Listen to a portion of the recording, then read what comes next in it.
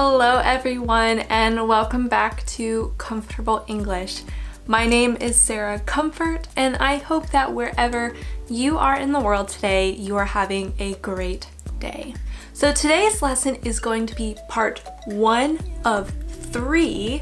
That's right, I am doing a 3-part lesson on prepositions. I know that learning prepositions can be really difficult, so I wanted to break down this lesson into 3 parts to help you understand prepositions just a little bit better. After you watch this video, be sure to go to today's post. I am going to have all of the prepositions used in this video written down for you, and I will have some more resources for you to look at. So do be sure to check out my blog post. And of course, if you missed it, on Sunday, I released my 2018 Word of the Day calendar. This is my free gift to you to help you learn a new vocabulary word every single day in 2018.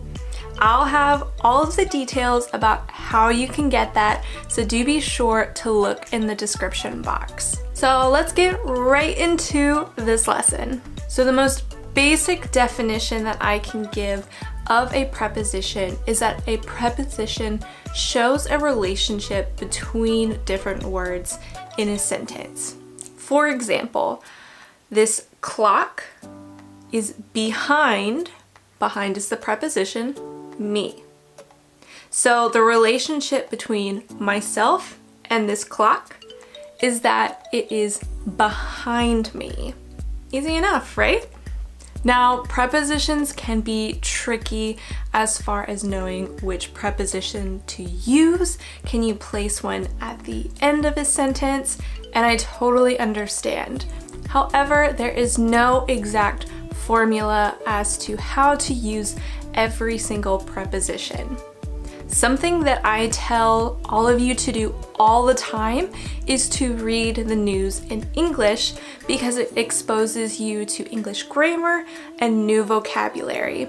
And learning prepositions by reading the news is a part of learning English grammar. When it comes to prepositions, my best advice is to read in English because it is going to expose you to so many different sentences, so many different uses of prepositions, and the more you become comfortable reading them, you're going to feel more comfortable using them when you're writing yourself. So in this lesson, I want to talk about prepositions that have to do with time. I'm going to cover a whole lot of other prepositions in my next 2 videos, so make sure that you are following me and subscribed so you see those next 2 videos, because today I'm just going to talk about prepositions of time. So to demonstrate this, I thought I would plan out next week with you guys so you can see how to use different prepositions of time and also give you a little look of what my week looks like. So are you ready? Let's plan. Okay, so I like to work out on Tuesdays and Thursdays.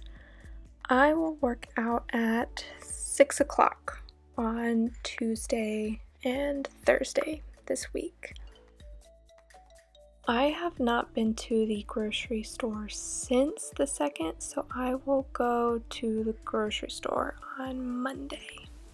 In the evenings, I like to relax, so I am not going to schedule anything past 7 o'clock. I need to film a video by Sunday, so let's schedule filming from 10 to 12 on Saturday. Oh, I have a package that I have to send. I need to go to the post office before I go to the gym on Tuesday. And that is all that I have for you today. Thank you so much for watching. If you learned something today, please be sure to give this video a big thumbs up.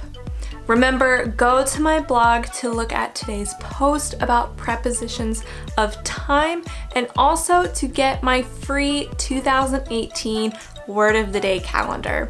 I promise you are going to learn so many new words with that calendar. And remember to watch for my next 2 videos where I will cover even more prepositions.